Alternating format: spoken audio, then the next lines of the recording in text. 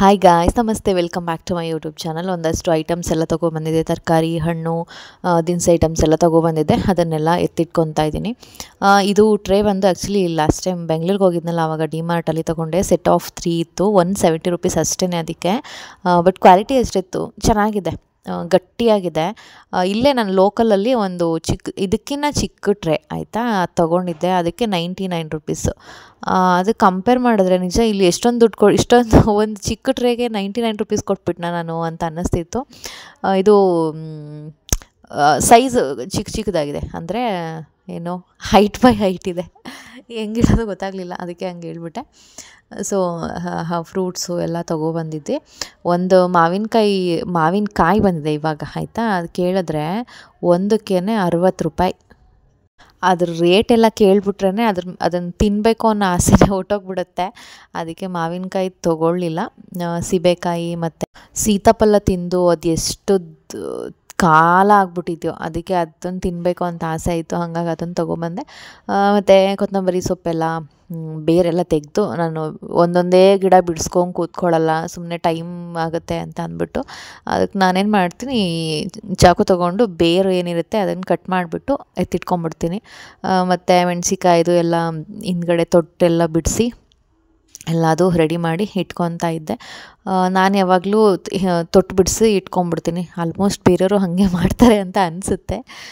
ಇಲ್ಲಿ last time ಊರಿಗೆ ಹೋಗಿದಾಗ ಇದಿಷ್ಟು ಉಳ್ಕೊಂಬಿಟ್ಟಿತ್ತು, ಅದೆಲ್ಲ ಇವಾಗ ಹಣ್ಣಾಗಿದೆ, ಕೆಂಪಾಗಿದೆ. ನಾನು ಈ ಥರ ಕೆಂಪಾಗಿರೋದನ್ನು ಯೂಸ್ ಮಾಡಲೂಬಾರ್ದು. ರೀಸನ್ ಕರೆಕ್ಟಾಗಿ ನೆನಪಿಲ್ಲ ನನಗೆ, ಮರ್ತೋಗ್ಬಿಟ್ಟಿದ್ದೀನಿ. ಅದನ್ನು ಓದಿದ್ದೆ ಆಯಿತಾ, ಅದು ಏನಕ್ಕೆ ಅಂತ ಮರ್ತುಬಿಟ್ಟಿದ್ದೀನಿ. ಹಾಗಾಗಿ ನಾನು ಈ ಥರ ಹಣ್ಣು ಮೆಣಸಿಕಾಯಿ ಈ ಥರ ಕೆಂಪಾದಮೇಲೆ ನಾನು ಅದು ಯೂಸ್ ಮಾಡಲ್ಲ. ಅದನ್ನು ಹಾಗೆ ಎತ್ತಿಟ್ಟು ಅದನ್ನು ಸ್ವಲ್ಪ ಬಾಡಿದ್ಮೇಲೆ ಅದನ್ನು ತೊಳೆದು ಒಣಗಿಸ್ತೀನಿ ಬಿಸಿಲಲ್ಲಿ. ಇವಾಗ ಬಿಸಿಲು ಚೆನ್ನಾಗಿ ಬರ್ತಿದೆ, ಅದಕ್ಕೆ ಅದನ್ನು ಎತ್ತಿಟ್ಕೊಳ್ಳೋಣ ಅಂತ ಅಂದ್ಬಿಟ್ಟು ಹಂಗೆ ಇಟ್ಟಿದ್ದೀನಿ. ನಂಗೆ ಆ್ಯಕ್ಚುಲಿ ತುಂಬ ಹೇರ್ ಫಾಲ್ ಜಾಸ್ತಿ ಆಗ್ತಿದೆ. ಅದಕ್ಕೆ ನಾನೇನು ಮಾಡಿದೆ, ನನ್ನ ಹೇರ್ನ ಕಟ್ ಮಾಡಿಬಿಟ್ಟಿದ್ದೀನಿ. ಅಬ್ಸರ್ವ್ ಮಾಡಿದರೆ ಗೊತ್ತಾಗುತ್ತೆ, ತುಂಬ ಶಾರ್ಟ್ ಮಾಡಿಬಿಟ್ಟಿದ್ದೀನಿ. ಅದೇನು ಸುಮ್ಮನೆ ಕೈಯಲ್ಲಿ ಇಟ್ಕೊಂಡು ಹಿಂಗೆ ಎಳೆದ್ರೂ 5-6 ಹೇರ್ಸ್ ಬಂದ್ಬಿಡ್ತಿತ್ತು ಕೈಗೇ. ಅದಕ್ಕೆ ಒಂಚೂರು ಸ್ನಾನ ಮಾಡಬೇಕಾದ್ರೂ ಅಷ್ಟೇ ತುಂಬ ಹೇರೆಲ್ಲ ಹೋಗ್ತಾಯಿತ್ತು. ಅದಕ್ಕೆ ಕಟ್ ಮಾಡಿಬಿಡೋಣ ತಡಿ ಅಂದ್ಬಿಟ್ಟು ಕಟ್ ಮಾಡಿಬಿಟ್ಟೆ. ನಂದು ಆ್ಯಕ್ಚುಲಿ ಯಾವಾಗಲೂ self hair cutting. Daily viewers ನೋಡಿರ್ತೀರ, ನಾನು ಹೇರ್ ಕಟ್ ಮಾಡೋ ವೀಡಿಯೋಸ್ ಕೂಡ ನಾನು ಅಪ್ಲೋಡ್ ಮಾಡಿದ್ದೀನಿ ಆಲ್ರೆಡಿ ನನ್ನ ಚಾನಲಲ್ಲಿ. ನಾನು ಜಾಸ್ತಿ ಪಾರ್ಲರಿಗೆ ಹೋಗಲ್ಲ.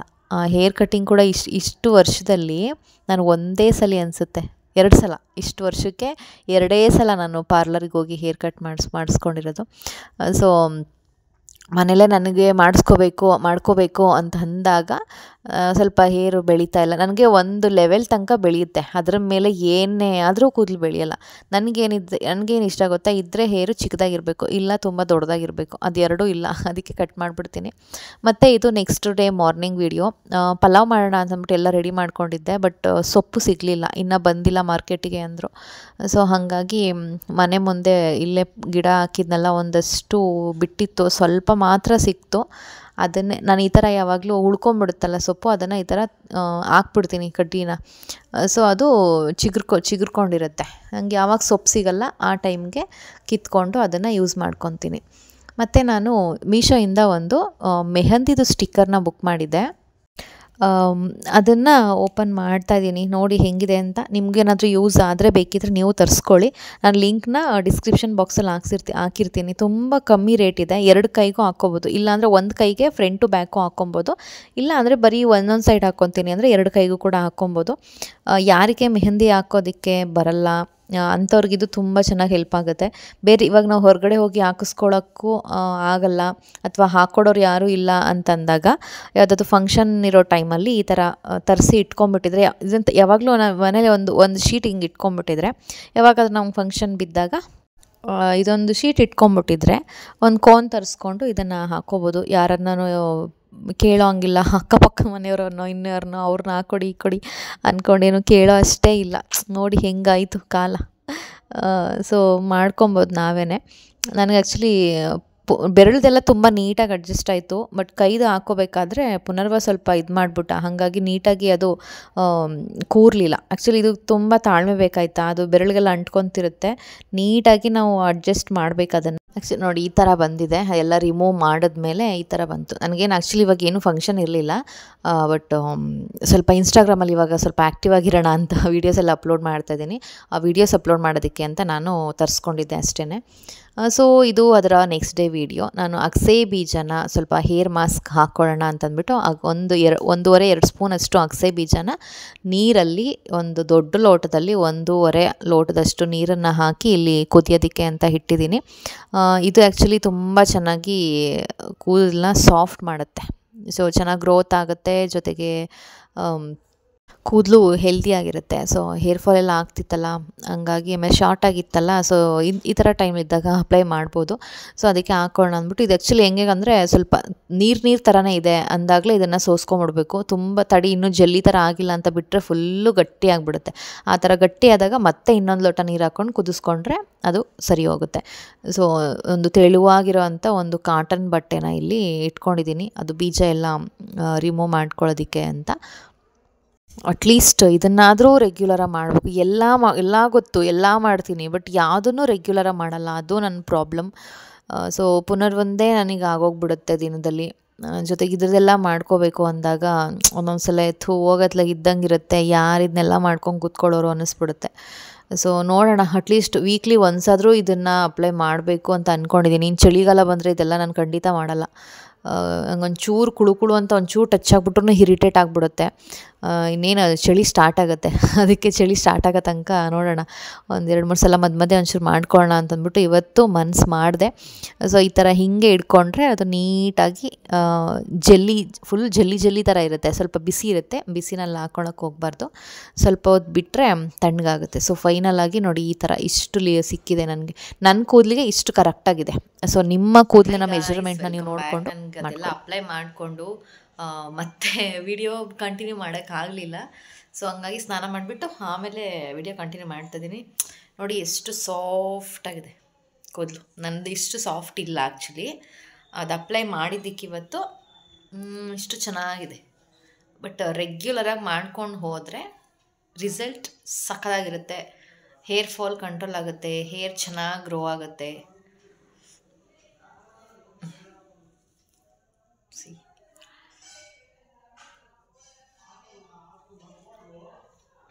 ಓಕೆ, ಮತ್ತೆ ಸಿಗ್ತೀನಿ ನಾನು.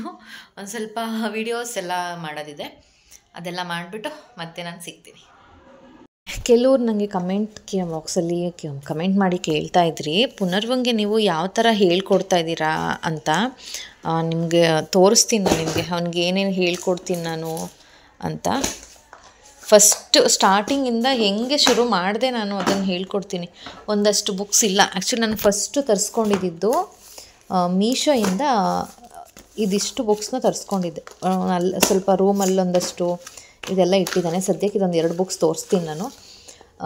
ಅದರಲ್ಲಿ ಟೋಟಲಿ ಎಷ್ಟು 12 ಏನೋ ಇತ್ತು ನೋಡಿ, ನಂಬರ್ ಹಾಕಿದ್ದಾರೆ. 12 ಬುಕ್ ಇತ್ತು. ಅನಿಮಲ್ಸು, ವೈಲ್ಡ್ ಅನಿಮಲ್ಸು, ಫ್ಲವರ್ಸು, ಮತ್ತು ಇನ್ನೇನು ಶೇಪ್ಸು, ಕಲರ್ಸು, ಈ ಥರ ನಂಬರ್ಸು, ಈ ಥರ ತುಂಬ ಬುಕ್ಸ್ ಇತ್ತು. 12 ಏನೋ ಟೋಟಲ್ ಬುಕ್ಸ್ ಇತ್ತು. ಅವನಲ್ಲೆಲ್ಲ ಎಲ್ಲೆಲ್ಲೋ ಬಿಸಾಕಿದ್ದಾನೆ. ಸೊ ಇದೆಲ್ಲ ಅವ್ನು ಕಲ್ತಿದ್ದಾನೆ. ಇದಕ್ಕೆ ಸಾಕ್ಷಿ ಈ ಥರ ಕಿತ್ತಾಕಿದ್ದಾನೆ ಅಂದರೆ ಇದೆಲ್ಲ ಅವನಿಗೆ ಗೊತ್ತು, ಕಲ್ತಿದ್ದಾನೆ. ಆಲ್ಮೋಸ್ಟ್ ಇಲ್ಲಿರೋದು ಎಲ್ಲದನ್ನು ಅವನು ಐಡೆಂಟಿಫೈ ಮಾಡ್ತಾನೆ. ಸೊ ಫಸ್ಟು ನಾನು ಅವನಿಗೆ ಹೆಂಗೆ ಸ್ಟಾರ್ಟ್ ಮಾಡಿದೆ ಅಂದರೆ, ಅವನು 1.5 ಇಯರ್ ಬೇಬಿ ಇದ್ದಾಗ ನಾನು ಶುರು ಮಾಡಿದೆ, ಆಯಿತಾ. ಸೊ ಆವಾಗ ಅವನಿಗೆ ಮಾತಾಡೋಕ್ಕೆ ಬರ್ತಿರ್ಲಿಲ್ಲ, ಅಷ್ಟೊಂದು ಬರ್ತಿರ್ಲಿಲ್ಲ ಪ್ರೊನೌನ್ಸೇಷನ್ ಎಲ್ಲ. ಅಂದ್ರೂ ನಾನು ಕೂರಿಸ್ಕೊಂಡು ಅವನ ಮುಂದೆ ಕೂತ್ಕೊಂಡು ಹೇಳೋದು, ಕೌ, ಹ್ಯಾಮ್ಸ್ಟರ್, ರ್ಯಾಬಿಟ್, ಡಾಗ್, ಗೋಟ್ ಹೇಳ್ಕೊಂಡು ಹೋಗೋದು. ಅವನು ಅನಿಮಲ್ಸು ಐಡೆಂಟಿಫೈ ಮಾಡ್ತಿದ್ದ. ನಾನು ಸುಮ್ಮನೆ ಹೇಳ್ಕೊಂಡು ಹೋದೆ. ಇದೇನು ಅಂತಂದರೆ ನನಗೆ ಕೌ ಅನ್ನೋದು ಗೊತ್ತಿತ್ತು, ಹೇಳ್ತಿದ್ದ. ಹಮ್ಸ್ಟರ್ ಇದು ಹೇಳಕ್ಕೆ ಬರ್ತಿರಲಿಲ್ಲ. ಸೊ ನಾನು ಹಿಂಗೆ ಕೇಳಿದಾಗ ಡಾಗ್ ಎಲ್ಲಿದೆ ತೋರಿಸು ಅಂದಾಗ ಅವನು ಐಡೆಂಟಿಫೈ ಮಾಡ್ತಿದ್ದ. ಹಮ್ಸ್ಟರ್ ಎಲ್ಲಿದೆ ಅಂದಾಗ ಹಿಂಗೆ ಬೆರಳಿಟ್ಕೊಂಡು ಇದು ಇದು ಇದು ಅಂದ್ಕೊಂಡು ತೋರಿಸೋದಕ್ಕೆ ಶುರು ಮಾಡ್ದೆ ಸ್ಟಾರ್ಟಿಂಗ್ ಅವನಿಗೆ. ಸೊ ಯಾವ ಏಜಿಗೆ ಶುರು ಮಾಡಬೇಕು ಅದೆಲ್ಲ ಅಂದರೆ ಅದು ನಿಮ್ಮ ಇಷ್ಟ, ಆಯಿತಾ. ನಾನೇನು ಅದರಲ್ಲಿ ಪಂಟ್ರೇನಲ್ಲ, ನನಗೆ ಗೊತ್ತಿರೋ ಅಷ್ಟು ನಾನು ನಿಮ್ಮ ಹತ್ರ ಶೇರ್ ಮಾಡ್ಕೊತೀನಿ. ಯಾವ ಏಜಿಗೆ ಶುರು ಮಾಡಬೇಕು ಅದು ನಿಮಗೆ ಬಿಟ್ಟಿದ್ದು. ಬಟ್ ನಾನು ಅವನಿಗೆ 1.5 ವರ್ಷದ ಮಗು ಇದ್ದಾಗಿಂದ ಶುರು ಮಾಡಿದೆ. ನನಗೂ ಏನು ಅವಾಗ ಅಮ್ಮನ ಮನೇಲಿ ಇದ್ನಲ್ವ, ಸೊ ನನಗೂ ಏನೂ ಕೆಲಸ ಇರ್ತಿರಲಿಲ್ಲ. ಬೆಳಗ್ಗಿಂದ ಸಂಜೆ ತನಕ ಅವನ ಜೊತೆ ಆಟ ಆಡು, ಅವನಿಗೆ ಸ್ನಾನ ಮಾಡಿಸು, ಊಟ ಮಾಡಿಸು, ನಿದ್ದೆ ಮಾಡಿಸು, ಇಷ್ಟೇ ಇರ್ತಿತ್ತಲ್ಲ. ನನಗೂ ಏನೂ ಕೆಲಸ ಇರ್ತಿರ್ಲಿಲ್ಲ. ಹಾಗಾಗಿ ನಾನು ಇದನ್ನು ಟ್ರೈ ಮಾಡಿದೆ, ಹೇಳ್ಕೊಡ್ತಾ ಬಂದೆ. ಫ್ರೀಯಾಗಿ ಕೂತ್ಕೊಂಡಾಗ ನಾನು ಆ್ಯಕ್ಚುಲಿ ನನಗೆ ಮೊಬೈಲೆಲ್ಲ ನಾನು ಅವಾಯ್ಡ್ ಮಾಡ್ಕೊಂಬಂದಿದ್ದೆ ಹಿಂಗೇನೆ ಆಯಿತಾ. ಸಾರಿ, ಮೊಬೈಲೆಲ್ಲ ಆ್ಯಕ್ಚುಲಿ ಹೀಗೆ ನಾನು ಅವಾಯ್ಡ್ ಮಾಡ್ಕೊಬಂದಿದ್ದು. ನಾನು ಮೊಬೈಲ್ ಹಿಡ್ಕೊಂಡು ಕೂತ್ಕೊಂಡ್ರೆ ಅವನು ಅಫ್ಕೋರ್ಸ್ ಮೊಬೈಲಿಗೆ ಅಡಿಕ್ಟ್ ಆಗ್ತಾನೆ. ಸೊ ಹಂಗಾಗಿ ನಾನು ಮೊಬೈಲ್ ಬಿಟ್ಟು ಅವ್ನು ಎಕ್ಸ್ಟ್ರಾ ಇದ್ದಾಗ ಅವನು ಟೈಮ್ ಕೊಡ್ತಿದ್ದೆ. ಈ ಥರ ಬುಕ್ಸ್ ಎಲ್ಲ ತೋರಿಸಿ ಅವನಿಗೆ ಹೇಳ್ಕೊಡ್ತಿದ್ದೆ.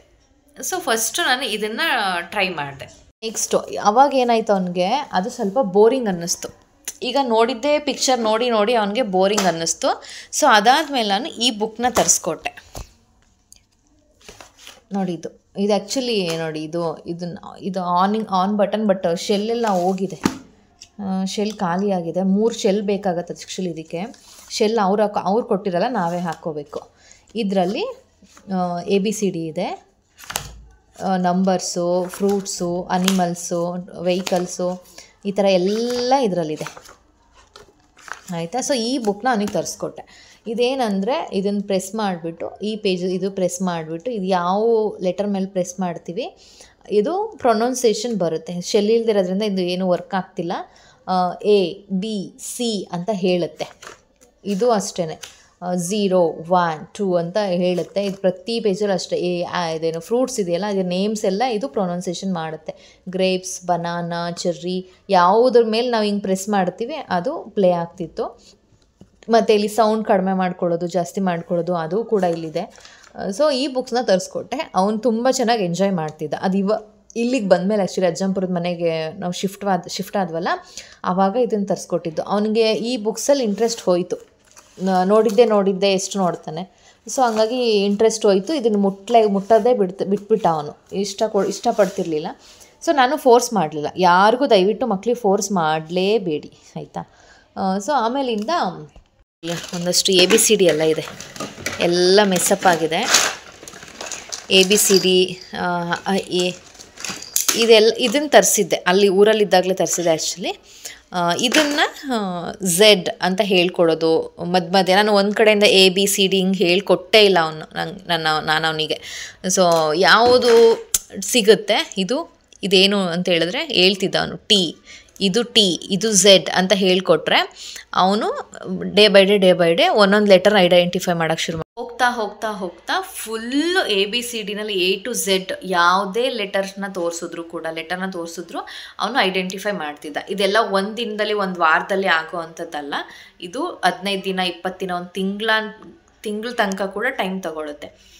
ಸೊ ಹಂಗಂದ್ಬಿಟ್ಟು ಇನ್ಯಾರ್ದೋ ಮಗು ಅದನ್ನು ಹೇಳ್ತಾ ಇದೆ, ನಮ್ಮ ಮಗು ಅದನ್ನು ಇನ್ನೂ ಹೇಳ್ತಿಲ್ಲ, ಆ ಥರ ಯಾರ್ದು ಕಂಪೇರ್ ಮಾಡ್ಕೊಳ್ಳೋಕ್ಕೆ ಹೋಗಬೇಡಿ. ಒಬ್ಬೊಬ್ರದ್ದು ಒಂದೊಂದು ಥರ ಇರುತ್ತೆ, ಒಂದೊಂದು ಮಗು ಒಂದೊಂದು ಥರ ಇರುತ್ತೆ. ಎಲ್ಲ ಮಕ್ಕಳು ಒಂದೇ ಥರ ಇರಬೇಕು ಅಂತ ಏನೂ ಇಲ್ಲ ಅಲ್ವಾ. ಸೊ ಅವ್ರು ಕಲಿತಾರೆ ಅಂತಂದರೆ ಕಲಿಸೋ ತಾಳ್ಮೆ ನಮಗೆ ಬೇಕು ಆಯ್ತು. ಅವ್ರು ಕಲಿತಿಲ್ಲ ಅಂದರೂ ಕೂಡ ಅದನ್ನು ಕಲಿಸೋ ಅಷ್ಟು ತಾಳ್ಮೆ, ಅವ್ರು ಕೇಳಿ ಎಷ್ಟು ಸಲ ಕೇಳ್ತಾರೋ ಅಷ್ಟು ಸಲ ಹೇಳೋ ಅಷ್ಟು ತಾಳ್ಮೆ ನಮಗಿರಬೇಕು. ಅದೆಲ್ಲ ಆಯಿತು.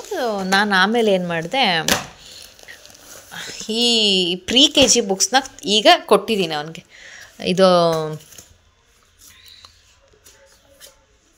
ನೋಡಿ, ಇದರಲ್ಲಿ ಲೈನ್ಸ್ ಎಲ್ಲ ಇದೆ. pre-KG ಬುಕ್ ಇದು ಆಯಿತಾ. ಯಾರ ಹತ್ರನೂ ಈಸ್ಕೊಂಡು ಇವನು ಕೊಟ್ಟೆ ನಾನು ಆ್ಯಕ್ಚುಲಿ. ಯಾಕಂದರೆ ಈಗ ಅದು ಒಂದೇ ಥರ ಮಕ್ಳಿಗೆ ಇಷ್ಟ ಆಗಲ್ಲ, ಬೇರೆ ಬೇರೆ ಥರ ಮಕ್ಳಿಗೆ ಕೇಳ್ತಾರೆ. ಹಂಗಾಗಿ ಇದು 4 ಬುಕ್ ಇದೆ. ಇದೊಂದಿದೆ ಕನ್ನಡ, ಇನ್ನೊಂದೆಲ್ಲೋ ಇಟ್ಟಿದ್ದಾನೆ, ರೂಮಲ್ಲೆಲ್ಲೋ ಇಟ್ಟಿದ್ದಾನೆ ಅನಿಸುತ್ತೆ. ಇವಾಗ ಸದ್ಯಕ್ಕೆ ಅವನು ಇದನ್ನು ನೋಡ್ತಾ ಇರ್ತಾನೆ ಯಾವಾಗಲೂ. ನಂಗೊಂಚೂರು ಕೆಲಸ ಮಾಡ್ಕೊಬೋದು. ಅವ್ನ ಕೈಗೆ ಇದನ್ನು ಕೊಟ್ಟರೆ ಸುಮ್ಮನೆ ನೋಡ್ತಾನೆ ಕೂತ್ಕೊಂಡು. ಅವ್ನಿಗೆ ಬರೆಯೋದು ಇಂಟ್ರೆಸ್ಟ್ ಇಲ್ಲ ಆಯಿತಾ. ಬಟ್ ಇದು ಪಿಕ್ಚರೆಲ್ಲ ನೋಡೋದು ಅವನಿಗೆ ತುಂಬ ಇಷ್ಟ ಆಗುತ್ತೆ. ಇದೆಲ್ಲ ನೋಡ್ತಾ ಕೂತಿರ್ತಾನೆ. ನಾನು ಫ್ರೀ ಇದ್ದಾಗ ನಾನು ಹೇಳ್ಕೊಡ್ತೀನಿ. ಅವನಿಗೆ ಕನ್ನಡ ಯಾಕೋ ಅಷ್ಟು ಇಷ್ಟನೇ ಪಡ್ತಾ ಇಲ್ಲ. ಅವನು ಬರೀ ಇಂಗ್ಲೀಷ್ ಬುಕ್ಕೇ ನೋಡ್ತಾನೆ. ಇದೆಲ್ಲ ಹೇಳ್ತಾನೆ ಆಲ್ಮೋಸ್ಟ್. ಇದು 3 ಇದೆ ಅಲ್ವಾ, 3 ಹೇಳ್ತಾನೆ. ಅವನಿಗೆ ಅಮ್ಮ ತನಕ ಅಷ್ಟೇ ಬರುತ್ತೆ, ಅದರಿಂದ ಮುಂದೆ ಅವ್ನು ಕಲ್ತಿಲ್ಲ ಇನ್ನು. ಬಟ್ ಮಧ್ಯೆ ಹೇಳಿದ್ರೆ ಹೇಳಕ್ಕೆ ಬರಲ್ಲ. ಇವು ಊರು ಇಲ್ಲಿ ಈ ಥರ ಹೇಳ್ಕೊಂಡು ಹೊರ್ಟೋಗ್ತಾನೆ. ಸೊ ಇದನ್ನು ಕೊಡ್ತಾಯಿದ್ದೀನಿ ಈಗ ಅವನಿಗೆ. ಸೊ ಫಸ್ಟು ನಾವು ಅವ್ರ ಹತ್ರ ಹೇಳಿಸ್ಲೇಬೇಕು ಅಂತೇನಿಲ್ಲ, ಜಸ್ಟ್ ಅವರು ಐಡೆಂಟಿಫೈ ಮಾಡಲಿ, ಅವರು ಕಲಿತಾರೋ ಬಿಡ್ತಾರೋ, ಸುಮ್ಮನೆ ಒಂದಷ್ಟೊತ್ತು ಬುಕ್ಸ್ ಮುಂದೆನೋ ಅಥವಾ ಈ ಥರ ABCD ಏನು ಬರುತ್ತಲ್ಲ ಅದ್ರ ಮುಂದೆನೋ ಕೂತ್ಕೊಳ್ಳಿ ಅಂತ. ಆಮೇಲೆ ನಾನು ಇನ್ನೊಂದೇನು ಮಾಡಿದೆ, ಗೋಡೆಯಲ್ಲೆಲ್ಲ ಚಾರ್ಟ್ ಎಲ್ಲ ಹಾಕಿದೆ ABCDದು, ಮೋಸ್ಟ್ಲಿ ತೋರಿಸಿದ್ದೀನಿ ಅಂತ ಅನಿಸುತ್ತೆ. ABCD ಹಾಕಿದ್ದೆ, I ಹಾಕಿದ್ದೆ, ಮತ್ತು ಅನಿಮಲ್ಸ್ ಹಾಕಿದ್ದೆ. ಅದು ಸ್ವಲ್ಪ ಒದೆದ ಹಾಳಾಯಿತು, ಅದಕ್ಕೆ ಅದನ್ನು ತೆಗ್ದಾಕ್ಬಿಟ್ಟೆ, ಅರ್ಧೋಗ್ತಿತ್ತು ಅದು ಎಡ್ಜಸ್ ಎಲ್ಲ, ಹಂಗಾಗಿ ಅದನ್ನು ತೆಗ್ದುಬಿಟ್ಟೆ. ಇದಿಷ್ಟು ನಾನು ಮಾಡ್ತಿರೋದು. ಜೊತೆಗೆ ಈಚೀಚೆಗೆ ಶ್ಲೋಕಗಳೆಲ್ಲ ಹೇಳ್ಕೊಡ್ತಿದ್ದೀನಿ, ಅದನ್ನು ಕೂಡ ಅವನು ಕಲಿತಾ ಇದ್ದಾನೆ. ಈಗ ಮಾತಾಡೋಕ್ಕೆಲ್ಲ ಚೆನ್ನಾಗಿ ಬರುತ್ತಲ್ವ, ಶ್ಲೋಕಗಳು ಸ್ವಲ್ಪ ಕಷ್ಟ ಆಗ್ಬೋದು ಉಚ್ಚಾರಣೆ ಮಾಡೋದಕ್ಕೆ, ಬಟ್ ಅವ್ನಿಗೆ ಇಂಟ್ರೆಸ್ಟ್ ಇದೆ, ಹೇಳ್ತಾನೆ. ಅದು ಅವನು ಮೂಡ್ ಚೆನ್ನಾಗಿರಬೇಕು. ನಾನು ಹೇಳೋ ಅಂದಿದ್ದ ಟೈಮಲ್ಲೆಲ್ಲ ಅವ್ನು ಹೇಳಲ್ಲ. ನಾನು ವೀಡಿಯೋ ಮಾಡ್ಕೊಳ್ಳೋಣ ಒಂಚೂರು ಹೇಳೋ ಅಂತ ಟ್ರೈ ಮಾಡ್ತೀನಿ, ಬಟ್ ಅವನು ಮೂಡ್ ಚೆನ್ನಾಗಿರಬೇಕು. ನಾನೇನಾದರೂ ವೀಡಿಯೋ ಮಾಡೋಕ್ಕೇನಾದರೂ ಮೊಬೈಲ್ ತೊಗೊಂಡ್ರೆ ಅವನು ಮೊಬೈಲ್ ಕಡೆ ಡೈವರ್ಟ್ ಆಗುತ್ತೆ ಅವನ ಮೈಂಡು. ಹಂಗಾಗಿ ನನಗೆ ಅದನ್ನು ವೀಡಿಯೋ ಮಾಡಿ ತೋರ್ಸೋಕ್ಕೆ ಆಗ್ತಿಲ್ಲ. ಸೊ ಈ ಥರ. ಆ್ಯಂಡ್ ಇನ್ನೊಂದು ಏನಪ್ಪ ಅಂತಂದರೆ, ಇತ್ತೀಚೆಗೆ ಸ್ಕೂಲ್ಗಳಲ್ಲಿ ABCD, ಇವಾಗ ನಾವೇನು ಆ ಕಾಲದಿಂದ ಕಲ್ತ್ಕೊಬಂದಿದ್ದೀವಿ ABCD FGH IJK ಅಂತ, ಆ ಥರ ಹೇಳ್ಕೊಡ್ತಾ ಇಲ್ಲ ಅಂತ ನಾನು ಎಲ್ಲೋ ಒಂದು ಕಡೆ ಕೇಳ್ಪಟ್ಟೆ. ಅದಕ್ಕೆ ಬದಲಾಗಿ ಅ ಬ ಕ ಡ ಈ ಥರ, ಅ ಬಿಗೆ ಬ ಹಿಂಗೆ ಹೇಳ್ಕೊಡ್ತಾ ಇದ್ದಾರಂತೆ. ಸೊ ಸೌಂಡ್ಸು ಸ್ವಲ್ಪ ಏನೋ ನಂಗೆ ಕರೆಕ್ಟಾಗಿ ನನಗೂ ಅದ್ರ ಬಗ್ಗೆ ಇನ್ಫಾರ್ಮೇಷನ್ ಗೊತ್ತಿಲ್ಲ. ಸೊ ಅದೇ ಅವ್ರು ಹೇಳ್ತಾ ಇದ್ರು ಯಾವುದೋ ಒಂದು ವೀಡಿಯೋದಲ್ಲಿ ನಾನು ನೋಡಿದಾಗ. ಸೊ ABCD ಅಂತ ಹೇಳ್ಕೊಡೋದು ಬೇಡ, ನೆಕ್ಸ್ಟ್ ಈ ಥರ ಹೇಳ್ಕೊಡಿ. ಇವಾಗೆಲ್ಲ ಈ ಥರನೇ ಎಲ್ಲ ಆಲ್ಮೋಸ್ಟ್ PKG LKGನೆಲ್ಲ ಇವಾಗ ಹೀಗೆ ಹೇಳ್ಕೊಡ್ತಾ ಇದ್ದಾರೆ ಅಂತ ಒಂದು ವೀಡಿಯೋ ನೋಡಿದೆ. ಗೊತ್ತಿಲ್ಲ ನನಗೆ ಈ ಕಡೆ ಎಲ್ಲ ಆ ಥರ ಮಾಡ್ತಾ ಇದ್ದಾರಾ, ಹಂಗೆ ಹೇಳ್ಕೊಡ್ತಾ ಇದ್ದಾರಾ ಏನೋ ಗೊತ್ತಿಲ್ಲ. ಸೊ ಸದ್ಯಕ್ಕೆ ನಾನು ಅವ್ನಿಗೆ ABCD ಅಂತಲೇ ಹೇಳ್ಕೊಟ್ಟಿದ್ದೀನಿ. ಅದೇನಿದ್ರು ನೆಕ್ಸ್ಟ್ ಸ್ಕೂಲಿಗೆ ಹಾಕಿದಾಗ ಅವನು ಅದನ್ನು ಕಲ್ತ್ಕೊಳ್ಳಿ ಅಂತ. ಸೊ ಓಕೆ ಗಾಯ್ಸ್, ಯೂಸ್ ಆಯಿತು ಅಂತ ಅಂದ್ಕೊತೀನಿ ಈ ಒಂದು ವಿಡಿಯೋ. ಇಷ್ಟ ಆಗಿದ್ದರೆ ಲೈಕ್, ಶೇರ್, ಕಮೆಂಟ್ ಮಾಡೋದನ್ನ ಮರಿಬೇಡಿ. Thanks for watching.